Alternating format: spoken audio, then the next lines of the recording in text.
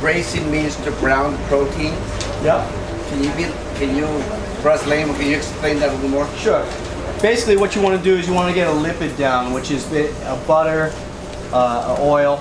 You want to get that down as your base to create a little bit of create a little bit less friction between the pan and the protein. Okay. Basically, you know, just to get a little layer of that so it doesn't stick so much. Okay.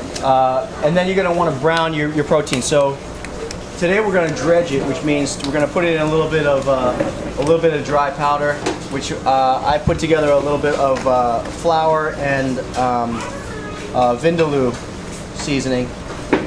Vindaloo is? Vindaloo is a mixture of like cumin and coriander, ginger, and a whole bunch of stuff. Okay.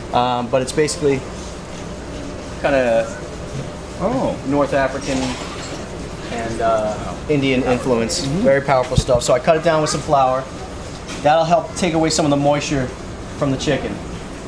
You don't have to dredge it to get a good brown. Depends on what kind of meat.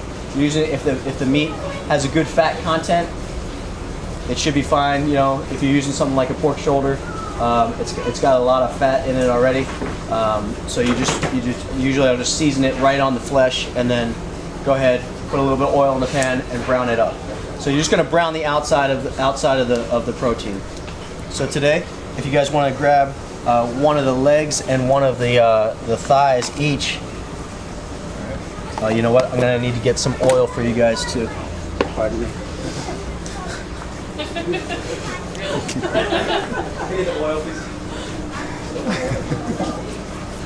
You remind me of a doctor for an exam I went to. I'm not going to tell you which exam that was. I don't think you're going to have to go there. Yeah, right. Well, he wants oil. I'm going to go ahead and dredge. Grab a leg. You can dredge. You can go. I'm dredging. Uh-oh. I've dredged it all over the table. Don't worry about making a mess at all. Oh, thank God. Okay. Go I'm for going it. to let you go for the oil. You guys can each grab a pair of tongs. Okay. Ground control. All right, we're looking nice and hot there. Okay, we still need the oil in the pan. Still need the oil in the pan. Want to season that up a little bit. A little salt and pepper. Yep. Okay. Go for it. It's wet. Oh, I'm helping you out over here, pal. Thanks. You want to make sure you coat the pan all the way on the bottom. Not too much, but enough that it's going to do the whole bottom of the pan.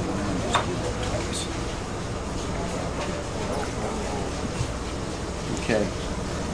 So go ahead and get that's your. got to get hot, right? Yep, it's pretty hot already. It's starting to smoke already, so you can want to go ahead and put that straight in there and start with your next piece.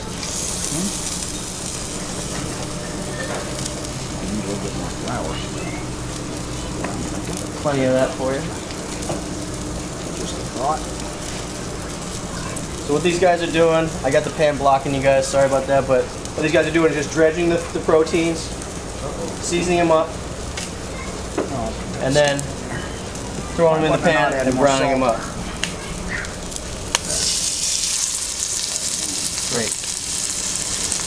So you make sure you want to turn those, make sure you get them in the oil, and turn them appropriately. A little lopsided. Oh, that's all right. That's coming up pretty nice there already. Yeah. It's not golden brown, but it's not bad.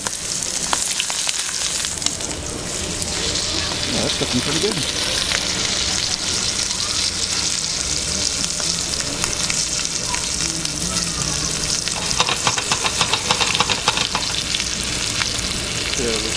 Get the table's a little bit on an angle, so make sure you get the you get everything in where the oil is, you know.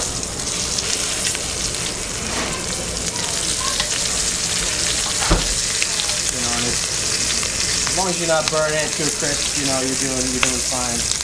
That's what's great about this process is, you know, it doesn't take a whole lot of skill level. It's great for beginners to start out with because there's really a lot of room for error, you know. Ooh, that's looking pretty good on that side. Thank you.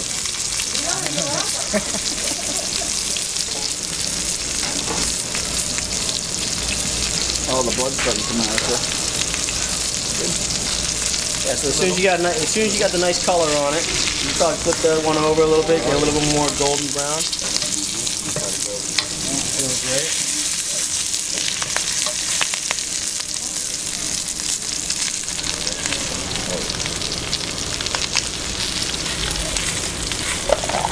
So when you braise, you also want to use a good fair amount of liquid.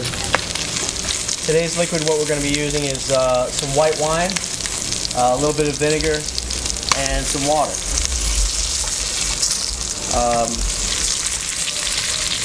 Chicken doesn't need a whole lot of time to cook all the way through, which is why we're using that today. If you're going to do something like a short rib or a pork shoulder, you're going to need a good 2 to 3, 4 hours for it to go through that process of the contraction and the absorption of the gelatin.